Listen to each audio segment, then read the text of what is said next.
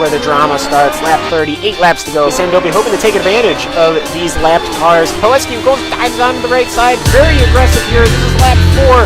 The two Viceroys, Bill Frazier ahead of Matt Poleski. Frazier's off. Frazier hit the grass. You hit that tire wall, your day is done. Well, now it's lap 20. The Williams still trying to get around the Terrell team as he'll go around the left car and around those at the same time. At the same time, he's got the inside corner. Will he ride the curb? Yes, he will. He will get him on the inside. Vito Maria leading us all into Moss's corner. Look at the beauty as his right side will cook the grass a little away. 180, no, a 360. Oh. Who will yield going into this corner? It's really not meant for too wide as it will be Gernald. Gernald will yield. Lots of smoke picking up from that Williams car. He is pushing it to the absolute limit. 26 of 30 now. Only 4 laps to go. He's going to get the run coming out the final corner. He's going to pull up side by side with the leader. It's going to be a drag race to the finish. Who is going to get there first? It's going to be...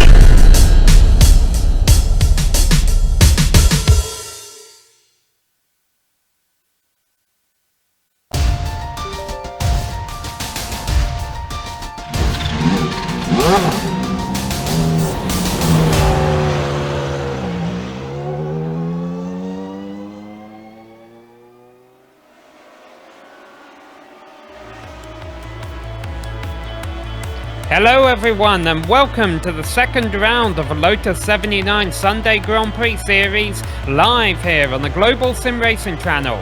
Coming away from the fast straights and high-speed corners last week at Road America, things get a little twistier and tighter this week as we find ourselves north of the border at Canadian Tire Motorsports Park, otherwise known as Mosport. We're here to bring you all the action. I'm Samuel Ryman and alongside me is Osian Pahaka. Behind the scenes is our director Joe Peak, and he is using camera sets provided by Dougie Beard. Well, a fair bit of our pre-race chatter is going to be about the track today because it is a tricky one. So let's get right down to it with our GSRC track guide. Alright, we've got Amjad Yaman in the GSRC Lotus 79, so let's do a lap around Mosport. Coming down to turn 1, you can tell right away that this track is both bumpy and fast. Be careful not to get too wide at the exit or else you'll spin the car across the track and smack the wall. Then comes Clayton, which will offer very little chance to react if something goes wrong ahead of you. You're absolutely flying through this blind bend, so running in traffic will be nerve-wracking. After that, you hit Quebec, which really opens up on the exit, so getting to the right line and getting to the power as soon as you can will be critical through here. Keep it flat to the floor down through turn 4, but hold the car to the left and try to keep her steady over the bumpy braking zone. Throttle control coming out of Moss will be make or break. It dumps you onto the long Andretti straight, so drivers that know the limit of traction will be finding those extra few tenths. And that's incredibly difficult in a car with this much horsepower coming out of a turn that slow. Climbing back uphill, expect the draft to play a part in the racing with the big hole this car punches in the air. Once you come to the last crest, stay to the left and swing it into the S's. Passes will be possible around the outside, so watch for drivers to try and hold on and then claim the apex for turn 9. Be wary of the inside curb around White's corner, and as you bring it to the line, we've now finished a lap around Mosport.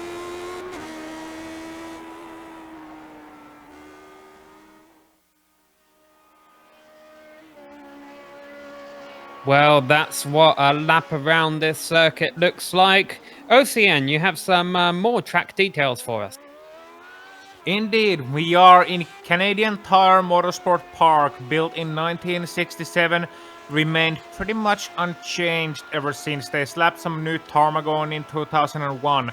2.5 miles, 4 kilometers long with 10 turns, and we'll be driving it 38 laps. Roughly 45 minutes out here today, and Samuel, I think you have the championship details for us.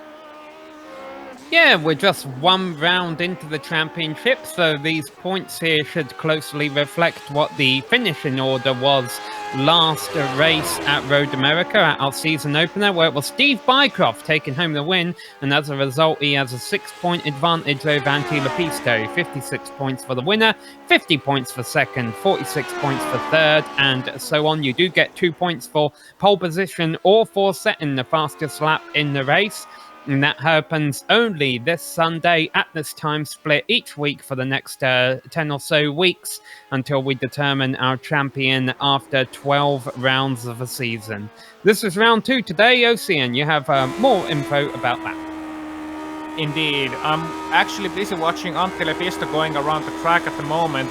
But speaking of race details, we indeed have a plenty of cars out here today. It is open setup, so everyone has adjusted it accordingly to the swoops and spells of Mosport. Canadian Tire Motorsport Park will be racing, as said, for 38 laps and no pit stop required for these drivers. So it'll be full throttle from the beginning all the way down to the end, Sam. And I believe with that we should move on to the qualifying, because a lot of drivers are already on their second lap or indeed well past it, and it is a familiar name out there in the lead, but not by much.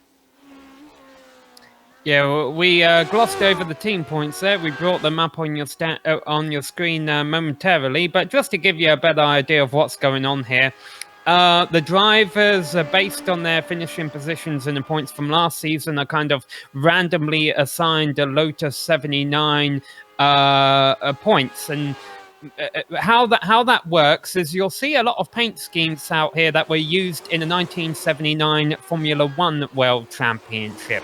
Now, granted, the Lotus 79 was the car that was used in 1978, but they cycle through the years every few seasons. So this season we have a 1979 point schemes and 1979 World Championship teams, and it's just a fun little friendly competition that these drivers try and use to keep things going and add a little bit of historic value as well to these races. Now, granted, you might see some cars out there that don't have a retro Formula One paint scheme on them at all, and that's because this is an official series race. A random driver with a good I rating can sign into this race on iRacing and become a part and might not even know they're being broadcasted. But as you see, there's lots of retro F1 liveries out there on screen. Lots of these drivers compete in it, and some of them unfortunately point in the wrong way, as we see a car have a bit of an off-track excursion there. And remember, you just mentioned that we're in qualifying here, Ocean. And what's notable about that is whoever ends up on pole does get 2 points. Indeed, that is a new feature, or a fairly new feature, I should say, and that is already a great incentive for these drivers to give it their all already out here in qualifying. Interestingly, Jamie Hall in car number 10 is just finishing his first lap. I think we should fly on board with him, because most of the top guys have already done at least one or if not both their laps, and Jamie Hall actually goes into the provisional pole with a 1:07.9, and he still has the faster second lap to go here. Look at that car twitching and sliding coming into Quebec corner, and they are coming down the hill and into the Moss corner fairly soon. And what Jamie did here, Sam, was very interesting. He was waiting for the skies to cloud over before going onto the track. He was banking it on the fact that there could be clouds and cloud covers, and that means the track surface will lose heat, and that means he can go faster. And he's demonstrating some pretty solid 5D backgammon right there. Yeah, no, and then you see the weather conditions, a pretty strong wind, but as you mentioned, just a cloud in real world and in iRacing can make a significant impact on how the track handles. Jamie Hall, whether intentionally or not, has timed this to perfection. He got a little bit of a curb there, and yeah, that's going to stop him from improving on his time. Antti Lepisto sitting a couple hundredths back, Timo Vaskilampi not too far behind them. Gernot Frisch, our defending champion, a better qualifying than what he managed at Road America. He's 6th on the grid, and normally you'd say for Gernot Frisch, 6th on the grid is not very good, but compared to 19th the last round, that's definitely an improvement. It is.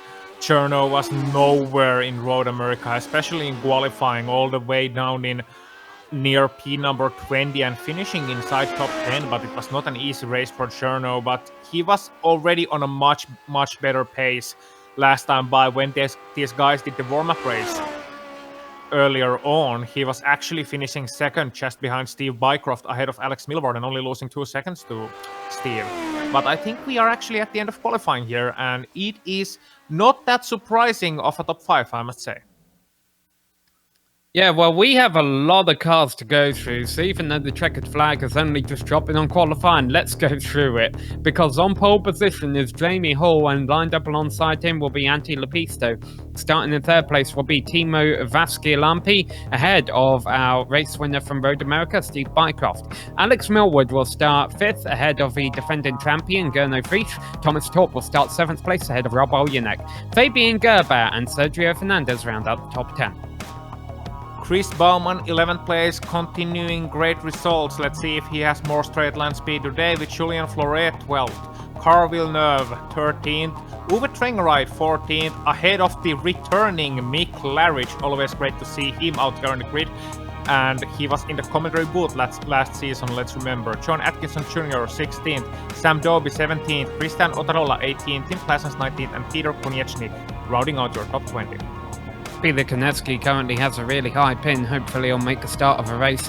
Philip Lake will start from 21st place, ahead of Nicholas Mukanos. Dustin Herodor will start 23rd, and Angelica Pawlowski will start all the way back in 24th. John Stevens 25th, ahead of Tobias Rona, and then Timothy Reed and Bill Tyler. Keith Turner, Alexis Topia Vico, and then I'll round out the field. Here we go. We've got Pablo Suarez, Ray Smith, Martin Krezcek, Antonio Alvarez and John White, the only driver in the field who didn't turn a qualifying lap. Well, we're still waiting for a couple more cars to grid. They've got about 30 seconds left to do so. Jamie Hall has a pole position. He has the inside line, and that's definitely where you want to start, even though it's not the racing line. It's such a short run into that first corner. You're going to want to be on the inside to get through there. And you can see how short the front straight is. The back half of this 35-car field is kind of curved around the final couple of corners because of a coronavirus. Of course, iRacing is having a lot of participation recently, which is great for us because we're getting set to go racing, and Jamie Hall leads them away, but it's a great start from second on the grid by Antti Lepisto. The rest of the field left trailing behind them. It's a drag race between the top two, and Jamie Hall will come Bycroft out in turn one. Bycroft out in turn one. Let's go to that later, as they are side by side indeed, but Bycroft has spun out into turn number one. Steve Bycroft. Yeah, Carl Villeneuve also went off there, so a bit of drama. Tim Claessens going wide there is Alex Millwood. So a lot of action in the first couple of corners here. Alex Millwood trying to drag race against Timo Vascilampi, who holds on to fourth position ahead of Thomas Torp, who's came up a couple of spots early on. Yeah, and what happened to Bycroft there? He got a terrible start, got hit by Sergio Fernandez, and then it was a mayhem in turn number one. But a lot of drivers thankfully making it through that one, and we still have a lot of drivers doing some great racing. Great start by Antti Lepisto, but he is hounded by Jamie Hall with Alex Milward and Teemu Vascilampi following them through. The trouble for Jamie right now is that it is very difficult to overtake in this track, even with the long Andretti straight giving them some tow. So he's gonna be hoping for an Antti mistake or applying some aggression early on and hoping Antti is having to be a little bit more careful with it. But you know, Antti Lepisto, he is a driver who seldom makes mistakes, and a lot of drivers have been saying, you know, you don't want to be behind Antti because he never cracks. He will just never crack.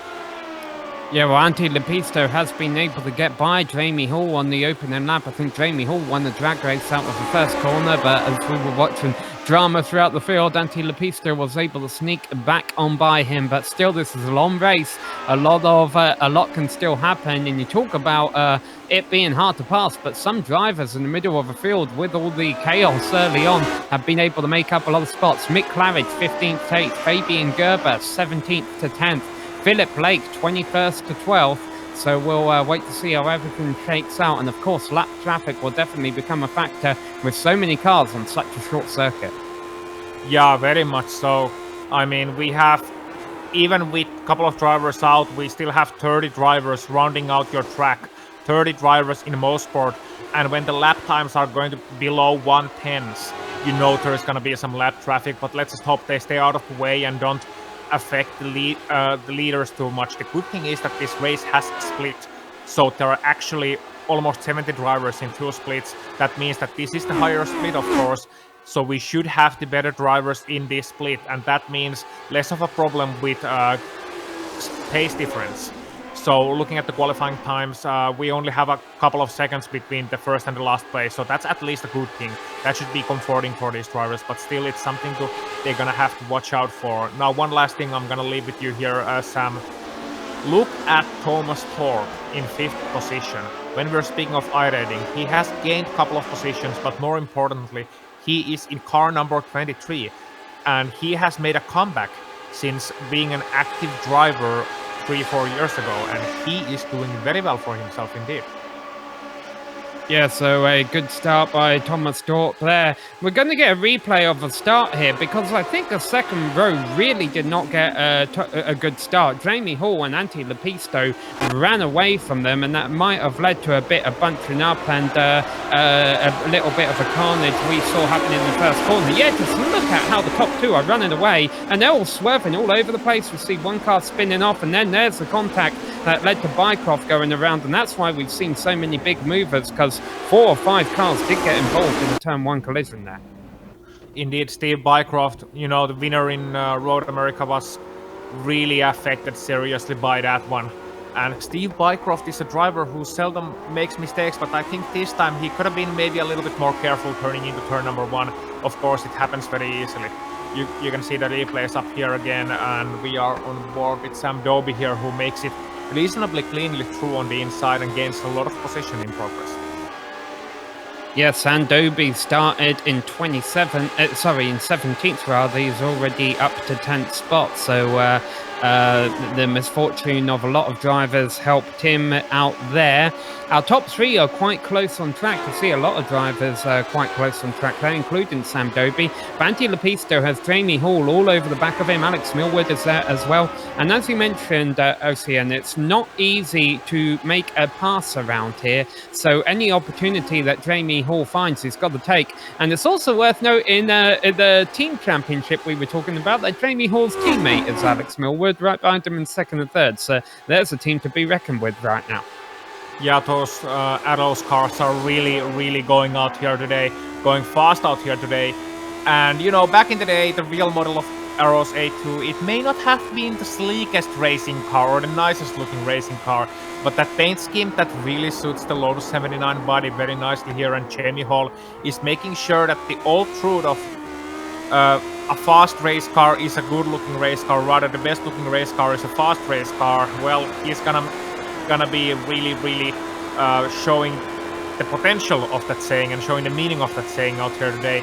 And the thing is, Jamie has Alex as his real gunner here, so that's a real advantage. They can protect themselves together against the attacks of the likes of Teemu Vaskilampi, Thomas Thorpe and Cherno Frisch, especially later on in this race. But he can also allow Alex to give it a shot if Jamie doesn't feel like he can make it through.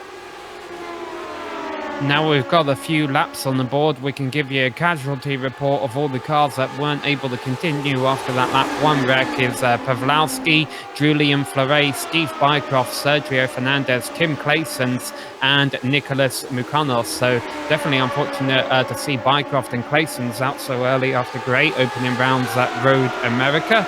And I'm sure they'll be back trying to do well next week at Sonoma, I believe, is our 3rd round of the championship. I'm going a little bit wide on Moss corner. Sorry to cut you off there, but I thought he was gonna go off, and that's the one chance Jamie Hall has. It's very easy to go wide into Moss corner, and when you go too wide here, of course you're gonna end up on top of the curb. You're gonna end up into the sand, and then it's gonna be an easy job for Jamie Hall. So he's gonna be watching out for that, and he is looking to the inside a lot. But yeah, the team championship, that's a really an important consideration. Yeah, and let's not forget the Drivers' Championship too, because with Bycroft, obviously he came in the points lead at Road America, having won Road America. But the drivers in 2nd and 3rd, sit 2nd and 3rd respectively in the championship, are Antti Lepisto and Jamie Hall. So there they are, up there in 1st and 2nd in the race right now. This is going to be a huge points day for them. It is, but it's still a young race, and with the way Jamie Hall is hounding Antti, I'm not sure if either of those two drivers are gonna stay in 1st and 2nd come the end of this race. Of course, we have some really great, clean racing drivers here. This is not a punt racing league. We don't do that NASCAR stuff over here. Not in Lotus 79, but still, you know, the battles might just get mighty feisty. And I'm thinking that Jamie's chance here is gonna be surprising Antti, to try and be aggressive in a position where they don't expect him to be aggressive. And such position, well, one of the positions is turn number 2. You can't pass on the outside really in turn number 2, but you can put your nose up to the inside, maybe force Antti off his line, and then it's gonna be an easy job because it's very, very slippery once you get past the racing line in turn number 2. So we'll see if Jamie resorts to that at some point. Antti defending the inside right now. Yeah, so Jamie took a peek to the outside there, but Antti definitely seems to be uncomfortable for whatever reason right now. I don't know if he's feeling the pressure, but Jamie Hall's going to take advantage. He goes down the inside in Quebec, and your pulse there. Jamie Hall retakes the lead of this race, and Antti Lepisto is going to try and make something happen, but that will be on the outside of a hairpin. Actually, that's going to kick him out wide. Yeah, and Alex Milward coming out around the outside and getting a very good run and able to hold Antti Lepisto back. So the Arrows guys did exactly what was expected of them. They both did it at the same lap. So first of all, a brilliant run by Jamie Hall to the inside, and then Alex gets a freebie on the outside when Antti was thinking of maybe charging, but here comes Antti back to the outside into the last couple of corners. Let's see if he can make it, pull it off. No, he can't, at least not to the inside, and can't get the crossover either. So the roles have been reversed. The cat has now become the mouse. Yeah, and Antti Lepisto it's almost like saying he's holding up a bit of a train here, watching how this pack of cars really goes back to about 11th position. You do have to wonder if he's struggling a little bit and if he is going to lose more positions, but obviously this is going to pay huge dividends for the Arrows team. If Antti Lepisto is struggling for whatever reason, they might be able to pull away from the rest of the field. What I'm thinking is that he may be having lower tire pressures than the rest of the guys, because he was struggling from early on, but now he can, once he's in tow and once this race progresses, I'm seeing him improving, and he's able to take more precise lines than Alex ahead of him, at least right now. We'll have to see how the situation develops, and we'll have to see what Teemu and Thomas and Journo do behind them. Rob as well in tow, so is Mick, so it's pretty much a same train all the way down to P number 8, and Fabian is not far away either. So it's still a very, very tight race, and actually I would like to direct your attention right now to Thomas Thorpe. Oh, actually third place, because Antti made a slight mistake, and Teemu is very close to him once again. And we got a battle for position here. That's Mick Claridge and Rob Oljanek. Rob Oljanek falling short in that battle, and Fabian Gerber closes up on him a little bit. By the way, we're down to 28 cars now. It appears that we have lost Ove Trangere from this race, so the casualties continue early on here, but still a large field and a lot of positions to race for and a lot of racing left to go. Yep, you saw Mick Claridge doing a little mistake here in turn number 2, and Rob getting mighty close once more, but he can't quite pull off the retake, so to speak. Might need a couple of smokes, maybe an incendiary and a couple of flashbangs for that one. Oh yeah, this is not Counter-Strike, pardon me. Anyway, this has caused Mick Claridge and Rob to lose a little bit of time compared to Journo, but still Journo being awfully quiet so far in this race. So maybe he's just biding his time, maybe he's just waiting it out, or maybe Journo's pace isn't still quite where he needs it to be. Yeah, that's possible. I mean, you know, for any other driver than Journo, we would have said he would have had a good race at Road America. He started 19th and finished 9th. Well, that's a good race when you finish 10 spots ahead of where you started. But he's a defending champion. He needs more than mid-top 10s to, you know, try and hold on to that championship. Granted, though, I'm almost getting flashbacks of a couple of seasons ago where they did a race at the Charlotte Roval, which was a little bit of a crapshoot, and Gernot Frisch was running around 6th place there for most of the race as well, and he ended up, I think, finishing 2nd once everyone had finished wrecking. Yeah, I wonder if he will retire after this season, comes back after 3 years and wins another championship to really put the point home versus. Oh, we got trouble in Moss. We got a car spun there. That's Rob Oljanek. Rob Olyanek, who had been running in 8th place. Let's see if he got any help here, or if this was a solo car mistake. Solo mistake. We're coming back into it right now, but what happened to him is that, well, he just lost it in the compression. Yeah, and that's very easy to do here. Ooh. And, fortunately, he didn't hit the wall, and he didn't hit any cars, although reversing across the racing line isn't the most recommended No, not at all. strategy there. No, not at all, and that was really putting the hairs on the end in my neck, especially for such an experienced driver as Rob is. He should know better than that, but he got away with it that time round. I don't know, maybe he was having some trouble with the pedals or something, or just getting lost in the situation. Either way, not the greatest look for Rob, but I hope he can come back in this race. He's sitting in 22nd place, and he's got a good battle ahead of him, actually, with Keith Herner and Pablo Suarez looking to go side by side in the turn number 4. Let's see what happens between those drivers. There's nothing as of yet. They still run one behind the other. I was watching just a moment ago. It looked like Antti Lepisto was right back on the rear wing of Alex Millwood for second. There's a bit of a gap between them now.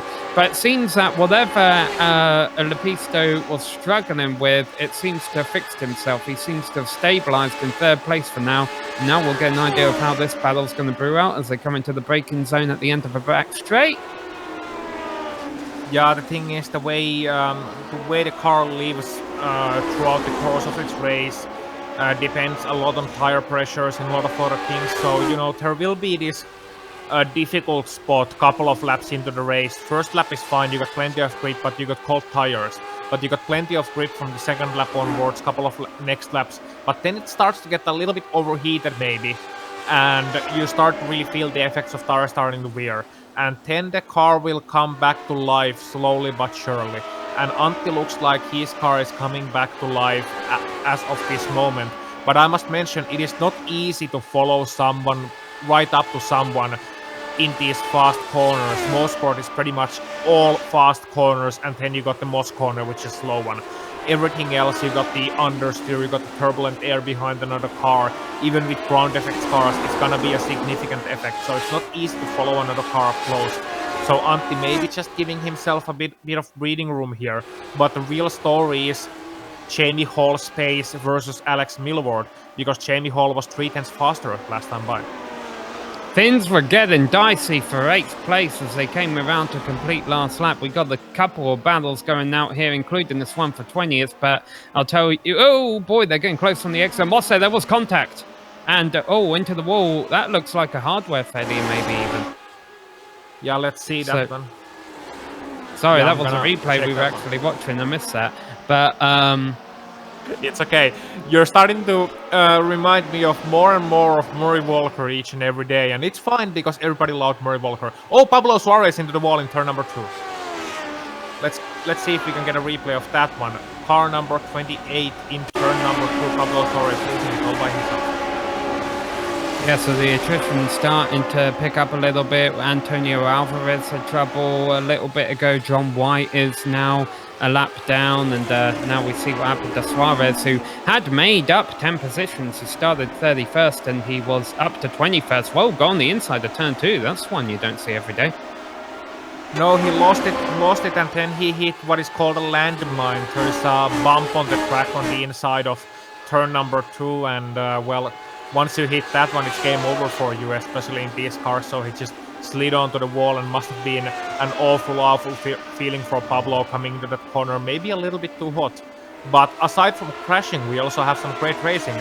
Position number 8, once again, Fabian Gerber, Sam Doby, Philip Lake, and Chris Bowman. This is proving to be an interesting battle pack. Yeah, well, the change that happened a couple of laps ago was Chris Bowman lost 10th position to Philip Lake in the final corner. And that wasn't because he really did anything wrong, but it's because the battle in front of them, they were all kind of, the accordion effect happened. They were all checking up over each other, and Chris Bowman had to, it got out of shape a little bit more than the rest of his competition, trying to react to that, and that cost him the position to Philip Lake. So I'm sure Bowman wants to try and get that 10th spot back, but he's going to have a long time to do it. because we saw at Road America last week, it looked like things had calmed down at some point in the middle of a race, and before you knew it, all chaos happened, and the cars that were battling for 15th place were battling for top 10 positions. So still a long ways to go in this race, not even halfway yet. No, not at all. Mick Claridge just spun in turn 2. No! No, Mick, no! I was rooting for you, man. Well, he definitely have been going the right direction.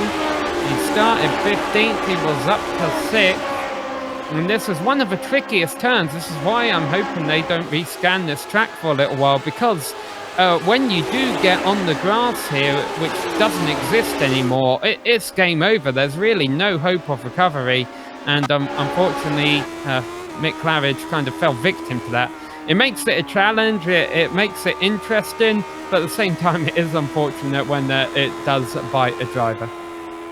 Yeah, and he got a little bit too far to the inside. There is a lot of grip on the inside of the corner, but once you hit it too far to the inside, you hit that little bit of a patch there. It kind of hooks you up the way the track surface works. It hooks you up and then you're a passenger.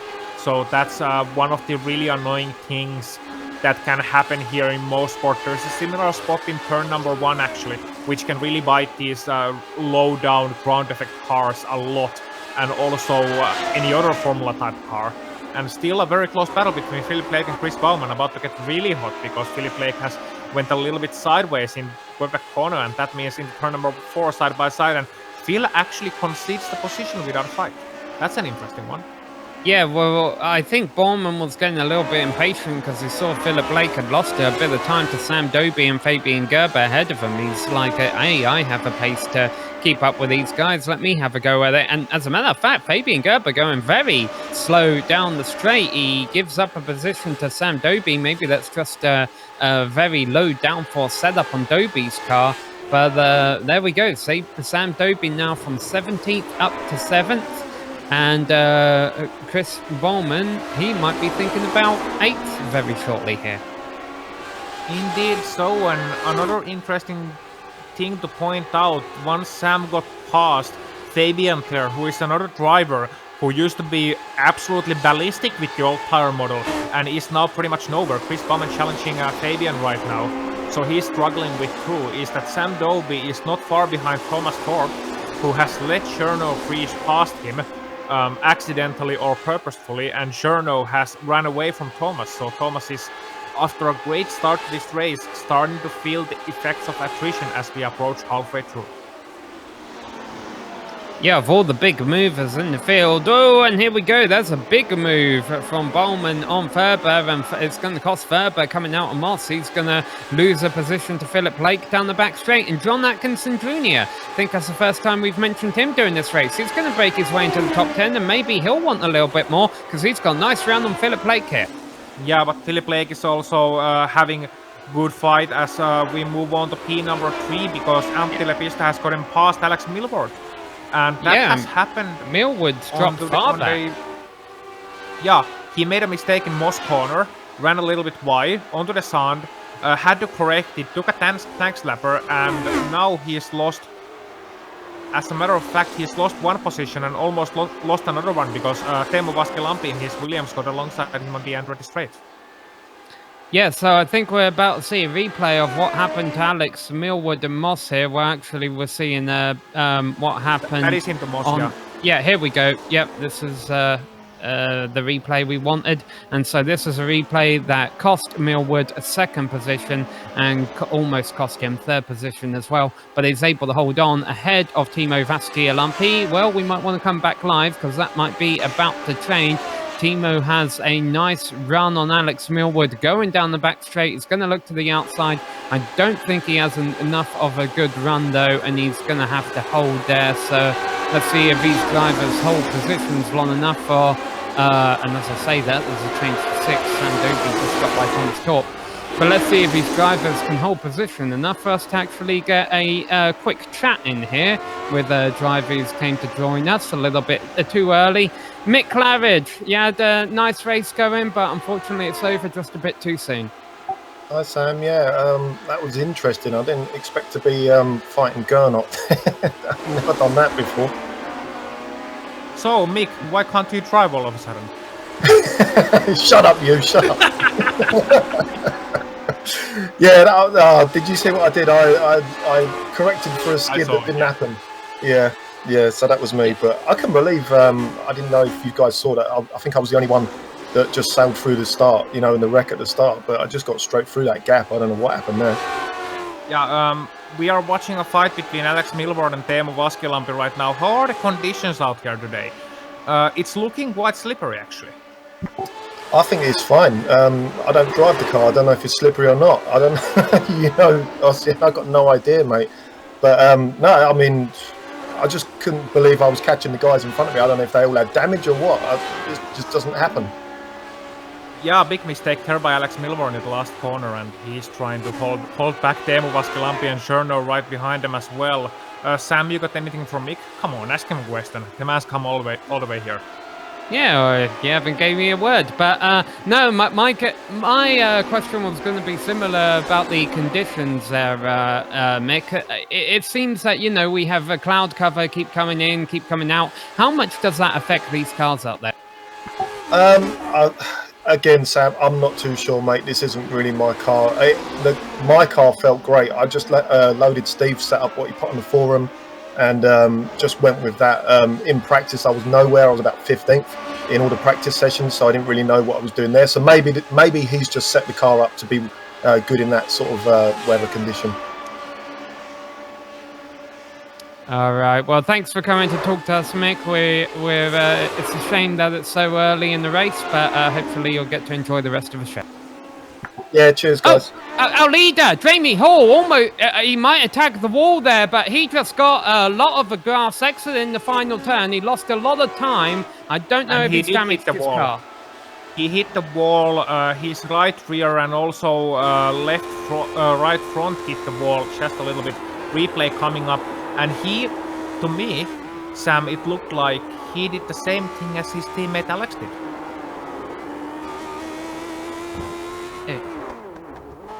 Well, he's still in the race. He's still going around right now, but he scrubbed off a lot of speed as he was going across the track there.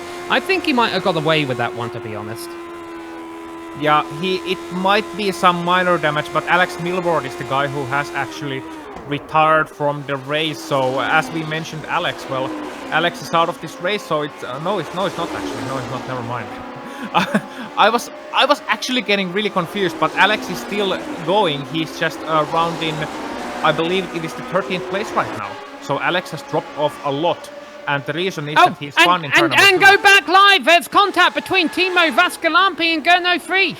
Vaskilampi goes through the grass, he slides. It was all on him. Frisch was an innocent bystander, but all of a sudden, in one lap, Gernot Frisch has gone up into third place. Wow! But I don't know how much damage he has to the nose. It's all breaking out here on lap 22. They want to put on a show for Mick Claridge. Indeed, Cherno was trying to get past him. You can see it here. Nothing happening. Teemu just getting loose on the penultimate corner. And Cherno doing his best to try and avoid that one. But when you see a car sideways in front of you, well, he just went straight, went for the braking and tapped him ever so slightly. And even that little contact actually resulted in some rear wing damage for Teemu and a spin around for Teemu. But he's able to get back going and he's sitting in 7th place right now. So not a disaster for Teemu, but still a very, very significant development in this point of the race. And not only does that promote Cherno up into P number 3, it has also promoted the battle between Sam Doby and Chris now between 4 and 5. Yeah, and Chris Borman was sitting in 11th about 5 laps or so ago. And now he's in 5th and Philip Blake in 6th. There's a big tank slapper right behind, but keeps it on the track, but will cost him some time. One driver who hasn't been as fortunate as Thomas Torp. He has been given up a lot of positions recently. Fortunately, due to all of the attrition that we just saw, he's still holding on in 9th place. But I wouldn't be too surprised if Dustin Herodor or Peter Koniski, both who started 20th or lower, are able to find their way by him soon. Yeah, and the reason we are seeing a lot of drivers having trouble in that penultimate corner is that when you get these cars getting lighter and the tires start heating up, and you have that long right-hander before it, the tires are already overheated.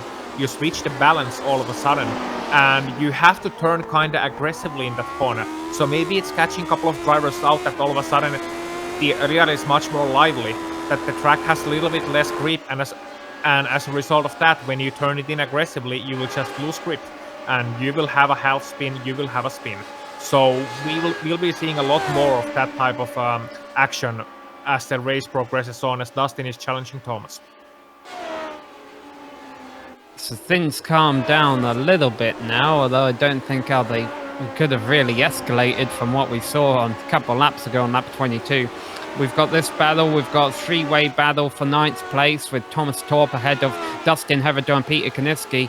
And even though Thomas Torp qualified over 10 spots ahead of these two, I think Thomas has been going in the wrong direction as this race has wore on, whereas obviously Dustin and Peter have been working their way through. So we'll see if there's some trading for positions coming up in the next couple of laps. Yeah, and the reason for Thomas might be a little bit of front end damage. I'm not sure where he picked up that one, but if he has gone wide in the Moss corner, for example, that front end looks really sad, and especially on a straight line, that's gonna affect him a lot. So he is half a second slower almost than Dustin behind him, and we'll see on a straight line. Look at Dustin catching up, and that's a slam dunk if I've ever seen one. Yeah, so one place he can make passes on this track, and lots of drivers use that as an opportunity. I've been keeping a half an eye on the lap times between our top two cars, as we have another battle going on for position here. This is side-by-side battle into the second corner. So a few of these battles starting to brew as we enter the closing laps. Sam Doby and Chris Bowman for 4th place. We've got battles going on inside the top 10. We've got the battles going on right around 10th place as well. Yeah, and Chris Bowman really close up behind Sam Doby, and it's great to see these guys up in these positions. Especially Sam Doby, he does a great job organizing the Classic Lotus Grand Prix, the Classic Teams Championship. He's a big part of that each and every year. He's a real stalwart of the community, and great to see him running in top 5, but we'll have to see if he can hold on to the position, because Chris going for the over-under, goes for the old-timer, so to speak, goes for the fake and almost pulls it off, but doesn't quite commit to it. But Chris Bowman showing a real solid presence out here in number 5, and Sam Doby just has to use all of his experience out here, Sam, to keep himself strong and keep the position. Yeah, so I wanted to make a note of our top two leaders. Lanty Lepisto closed the gap to Jamie Hall about down to 1.5 seconds when Hall had that scare coming out of a final turn about 5 laps ago, and that gap has maintained. Some laps Hall is slightly faster, some laps Lepisto is slightly faster, much like last lap. So I wonder if Hall has lost a bit of confidence. And John Atkinson Jr. is spinning from 8th place, single car spin, going to drop him out of the top 10. Yeah, and he's doing a great job of stopping that car and letting everybody go past. Oh, and we saw somebody actually making a sympathy spin. That's Sean White, actually, hitting the wall real hard. He came past the accident scene where Atkinson Jr. was waiting, and Sean White avoided him for some reason, even if he saw maybe Sean flinching a little bit, Atkinson flinching a little bit, and as a result, Sean White got onto the curb and spun himself onto the concrete wall. So there you go, 2 casualties in one corner. Yeah, well, John White is already multiple laps down. He might have already been carrying a bit of damage, which will upset his car. The reason John White is continuing to go, even though he's 5 laps down, is a lot of the crashes that we've seen today have been permanent. Cars haven't been able to get back going again. So if you're in a crash and your car can continue, there's a lot of points to be gained by keeping it out there on the circuit. Indeed, and he is doing the right thing too. Because he is, remember, John White is number 16 in this race, so he actually needs a halfway decent finishing position to maintain his R rating, and certainly the longer he keeps going, as long as he's not a threat to other drivers, as long as he's not dangerously slow, he should keep going. By the way, Sam, Peter was is out in from P number 8. He spun in Moss corner and lost a lot of time because he first went wide, then he spun, and now he's all the way down at P number 11. I had another point, but I saw that just now. Yeah, the late attrition continuing. I'm wondering if what you said about the cars getting light is true here, OC, and that, you know, the cars are getting a little bit lighter, and even though that's faster and they're easier to handle, when you do make a mistake, kind of just spin around like a feather. 1/10 of a second, another 10th of a second. Dante Lepisto has brought down the gap to our race leader, Jamie Hall. So who knows? There's still about 10 laps left to go.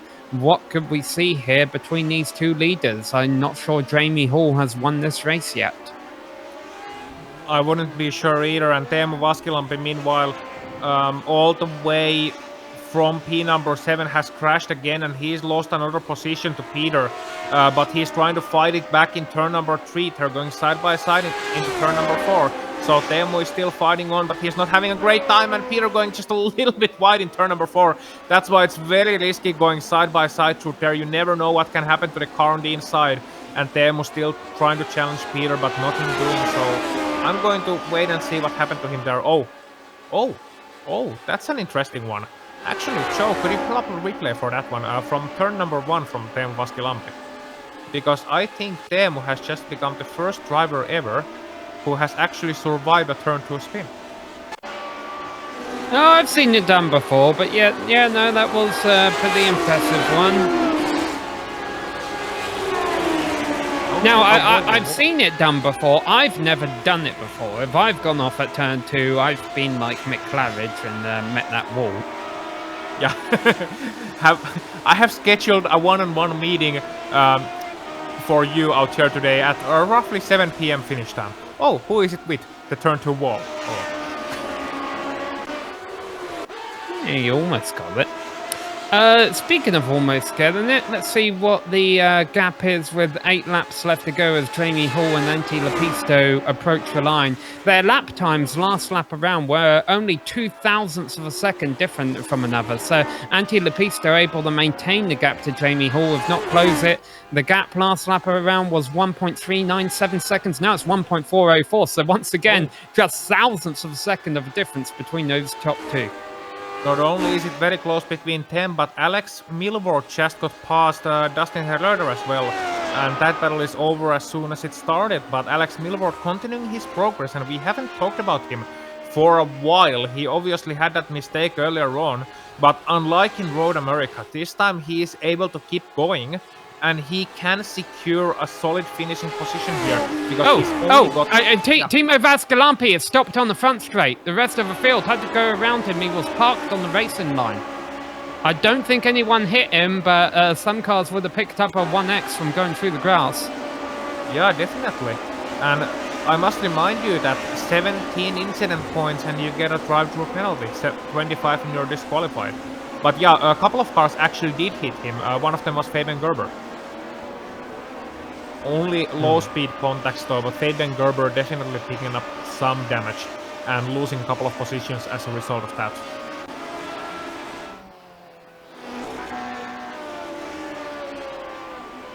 Antti Lepisto just took another 10th out of Jamie Hall's lead as we enter the closing laps. But I think as many differences as you can make between Road America and we got the lap car of John Stevens has gone off at turn 2 and he's into the wall, so that's gonna. Oh, don't come back in front of the guys.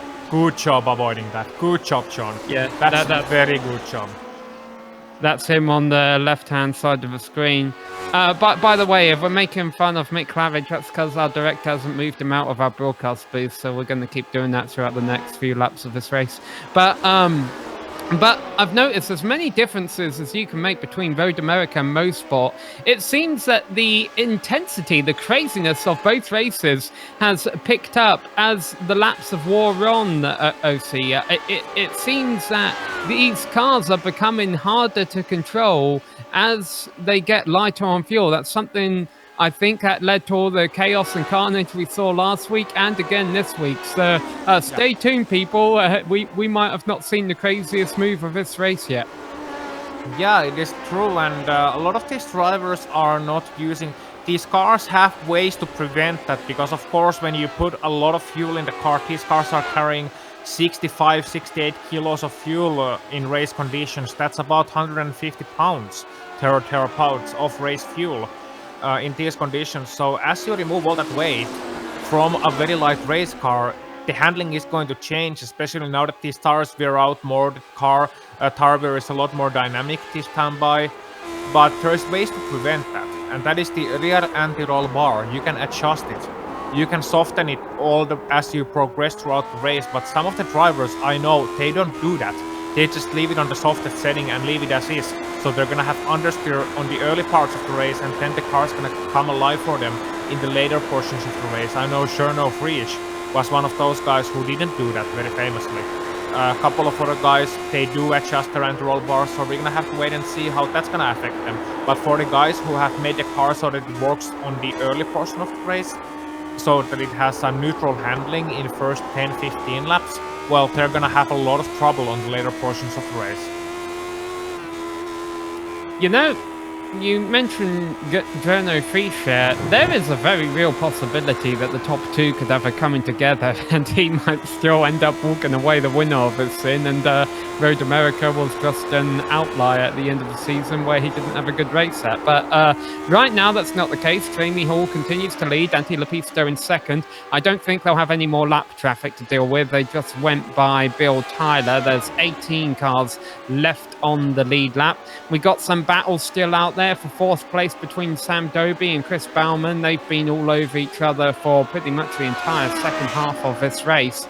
The rest of the top 10 is kind of spread out. It just becomes a matter of can they keep it pointing in the right direction between now and when the checkered flag flies. And unfortunately, there's been a few drivers, well, as we have a 3-wide scenario going on here, that haven't been able to do that.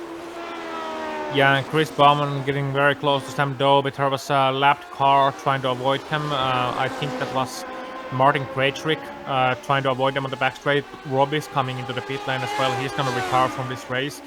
Not his race, but we have had a lot of interesting situations, as you said, Sam, all throughout this race. A lot of interesting battles. I'm looking at two of them. I'm looking at Sam Doby versus Chris Bauman, and I'm keeping my eye on the lap times between Jamie Hall and Antti Lepisto. As Jamie Hall goes a little bit sideways, the sun goes out in Moss corner, and so does Antti. They are both pushing it really hard right now, but Antti just cannot get within 1 second of Jamie Hall, and that's what he needs to do. He needs to get within that draft, and he needs to get there yesterday, because he only has 4 laps to go. Yeah, well, that interval between them has came down. I saw the same thing you did. Jamie Hall's rear end really stepping out in Moss. Now, let's remember, Antti Lepisto was a driver who was struggling early on in the opening laps of this race. He had the lead, but he was trekking all the cars up behind him because he was sliding around. He didn't look comfortable. Well, now all of a sudden, he's looking a little bit more comfortable than Jamie Hall. And I think Hall is going to start feeling the pressure. And we're getting a replay here of something happening to Thomas Torp, who have been running in the top 10. Yeah, Thomas Torp, he's coming into Moss corner, and I think he's going a little bit wide, and they had actually a synchronized spinning moment there with Thomas Torp and another driver, so that was a funny one. Yeah, I think my guess is that was a lap car in front of him there, and the lap car was trying to adjust his line to get out the way for Thomas and ran off into the grass as a result, and Thomas Torp kind of followed him. I really think we need to get our eyes on the top 2. There's still several car lengths between them, but it's less than a second now, and they're coming to the 2 laps left to go. Jamie Hall is going to start feeling more pressure. Antti Lepisto is going to start feeling more ambitious. Right now, though, we've got this battle for 4th place coming up to the end of the back straight. Yeah, Chris Bauman around the outside, trying to make it work, getting a very good exit on Sam Doby. Doby trying to defend it up to the inside. Bauman braves it around the outside. Will there be contact? No! Bauman just makes it through, and that was very, very close indeed between those two guys. And Bauman spins into the wall in the last corner. No, he got a little bit too loose. Got on the throttle over the bumps and loses it into the wall. And Chris Bauman, you are so unlucky, man. But at least he keeps the 5th place for now. Yeah, he might be a little bit lucky in reality in that the car's still going, and hopefully he'll be able to keep going without losing any positions. I'm sure this damage isn't going to help his handling though. But yeah, it was looking real nice for him, and you know he was probably offline a little bit, trying to break the gap and going just a bit faster than normal, and that didn't do him any favors. All right, we're getting ready to start the final lap. The gap between our two leaders is less than a second. Antti Lepisto, I would not say he's within striking range of Jamie Hall yet, but Hall cannot afford to make a mistake. He can't afford to have a bad lap, because if he does that, Lepisto is going to be all over him for this win. Yeah, I think it is Jamie's win to lose at this point, but Antti is a lot faster this time by, and I was looking at him. Well, he was not faster on the lap times, but I was looking at him on the straight, and he was almost 10 kph faster. So it's all gonna come down to corners. They also have the lap car of Ray Smith ahead of him. Let's hope Ray realizes the situation and it's not gonna be a factor here. That's always the great for the leading driver, but we'll see. Antti, unfortunately for him, is not close enough here. Let's see if Jamie can keep it together. Yes, he can. Rounds out the Moss corner, and I don't think Antti is close enough to make a move there, as Jamie's car comes back again, doing a little bit of a scare there. But Jamie Hall, I think, Sam, he has done what Alex couldn't do last week, and he is going to bring home a victory to United Kingdom. Yeah, and the lap car's not going to become a factor there. Ray Smith is going fast enough, but really getting that run out of Moss is what Jamie Hall needed. He knew he couldn't afford to make a mistake there, or else Antti Lepisto would have got the run on him. But Jamie Hall is going to come across the finish line and win here at Motorsport. Antti Lepisto will finish second. Gurno Frisch will finish third. That should be a huge confidence booster for him for the rest of the season. Sam Doby will get fourth, but what about fifth? Chris Bowman has lost a couple of positions with damage, and Philip Blake and Alex Millward go side by side. There's a bit of netcode in between them. There's a crash. No, that was a truck finish at Motorsport almost. Has he Philip finished? Blake getting pushed wide. There was a bit of a lag hit, netcode hit between Millward He's going to finish in reverse. Yeah. That's how he gets seventh. Philip Blake, who crosses the finish line in seventh in reverse. Yeah, Philip Blake was holding on to fifth up until the last corner. Then he gets hit by Alex Millward. A little bit of netcode there, gets pushed wide. And as a result of that, he loses 2 positions there in the last corner. A lot of drama. Chris Bowman finishing 6th. Philip Blake ending up 7th. And he went in and around the lake, and he went in and around the corner and went backwards, not through the gates of Place Down Under, but rather the finishing line. But that was still, wow, a lot of drama in the last lap. Yes, that was a good initiative there to realise that he wasn't hazard to any oncoming cars. He might as well just shift it in reverse and get across that line. Unfortunately, it will cost him a couple of positions. A lot of drama there for 5th, 6th and 7th at the end, but it was Millward beating Bowman, beating Lake to the line. Jamie Hall was your race winner. We'll come back with a full race rundown and drive interviews after this quick break. Don't go away.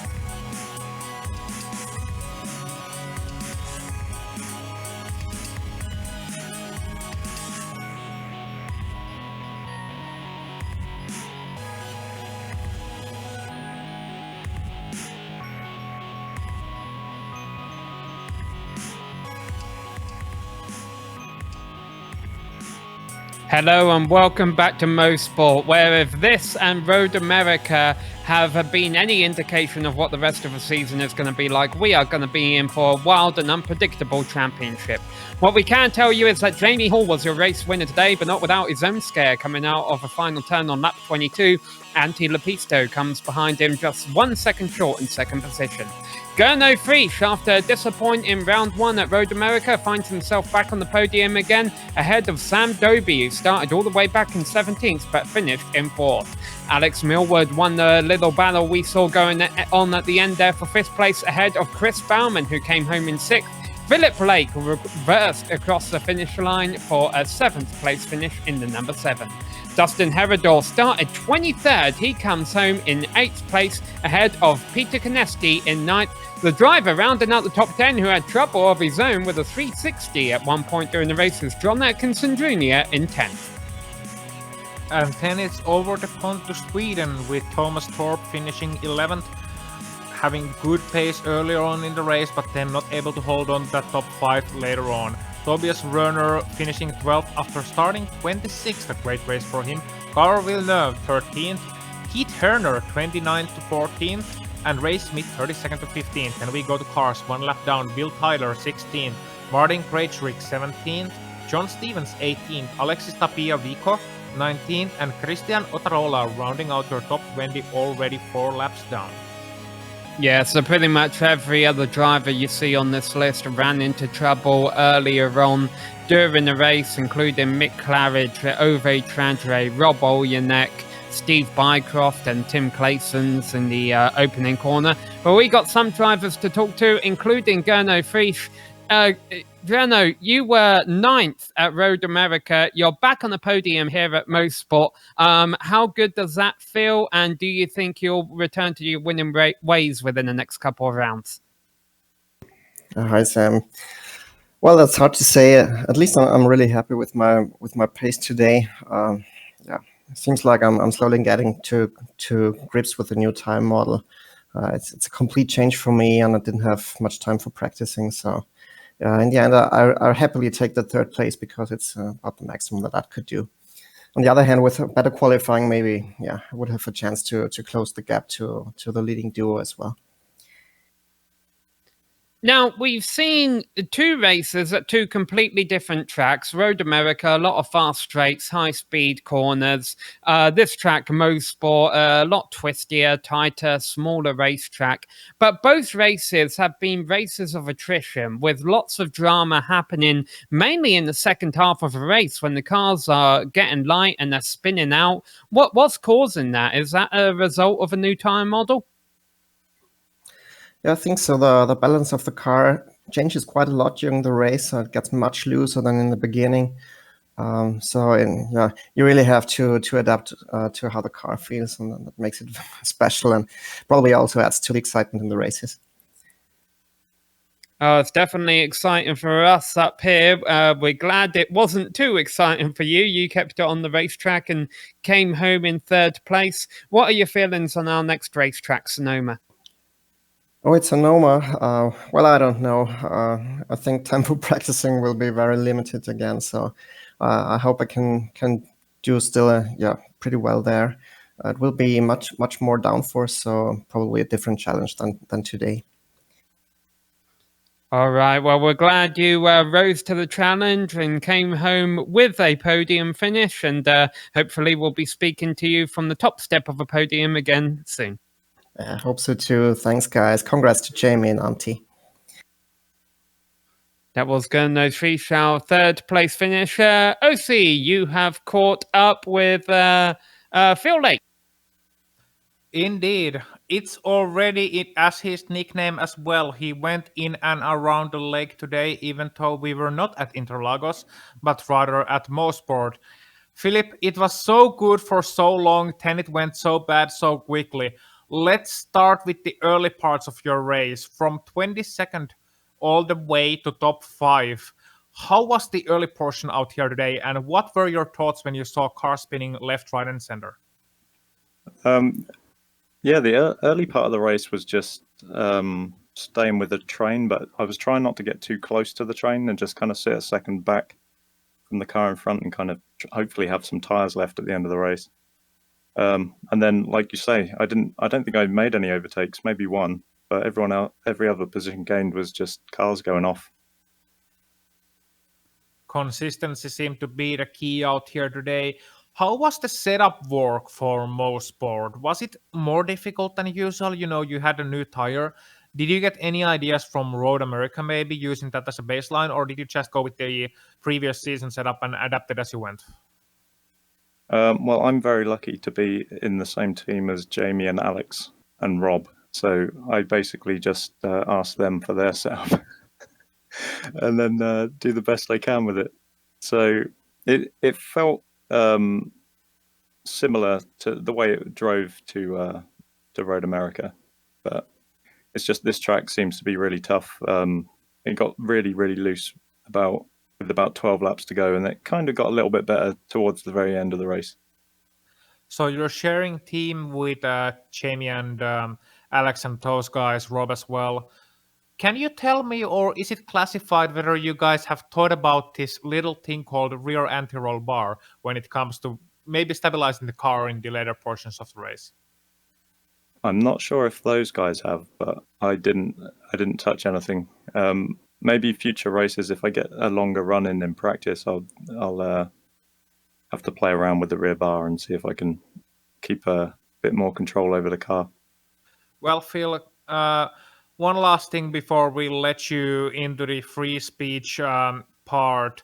The last corner.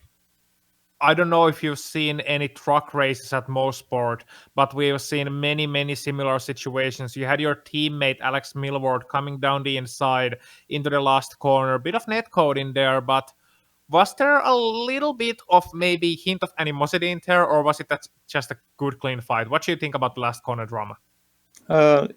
Yeah, it was clean. I knew it was coming. Alex had been catching me pretty quickly in the last part of the race. And I had a feeling he was going to go for that move. We just let the car wash wide in the second to last turn and send it. So I was prepared for it. And then, like you say, we just had a tiny little bit of netcode, just pushed me up on top of the curb. And that was that. It's the first time I've ever reversed over the line, though. So pretty happy with that. Yeah, that was great thinking. And you still managed to come home in the 7th place, 3 seconds ahead of Dustin Herrera. Well, Phil, I'll let you say your greetings, say hi to your friends, say hi to your buddies, family, whoever. The stage is yours. Thank you. Just a big thanks to all my teammates for the set this week and for helping me improve my lap times. Big thanks to you guys, and I'll see you next week. Yeah, cheers, Phil. And I believe it's up to you, Sam. Well, we saw an interesting race here at Canadian Tire Motorsport Park. It always delivers, and it made sure to do that today as well. And I believe with that, remember to watch next week at Motorsport, at Sonoma rather, and I'll let Sam finish out the broadcast with some very, very important bits, so don't go anywhere just yet. Yeah, absolutely. Well, no, it was fun, and what we heard from the drivers there confirms what we were thinking throughout the broadcast, that these cars, as they get lighter as the race goes on, that there's a lot of unpredictability to go on throughout the second half of these races and throughout the season. Who knows what's going to happen? Well, we would like to thank all of the drivers and organisers of the Lotus 79 Sunday Grand Prix Series for coming out today and putting on a terrific show. Additional thanks goes out to the companies that provide the software and hardware for our broadcasts, and you will see them all listed on your screen. Also, thanks to June Lalonde, who provides us with our music. See the screen for how to get a hold of more of her great work. Thanks to the team today, OCN, Joe and Dougie. If you'd like to find out more about GSRC, including upcoming races, you can find it at globalsimracingchannel.com, or you can check out us out on Twitter at GSR Channel, Facebook at Global SimRacing Channel, or Instagram at GSRC_gram. Our next race is the same time next week from Sonoma Raceway in wine country. If you'd like to support our channel, you can also check out our merchandise store at gsrc.storeenvy.com. The link is in the description below. We also have the upcoming races for our other series listed on your screen, so be sure to check those out, mark them down on your calendar, and don't miss another second of exciting racing action. But until next time, race clean, race hard, and we'll see you on the track.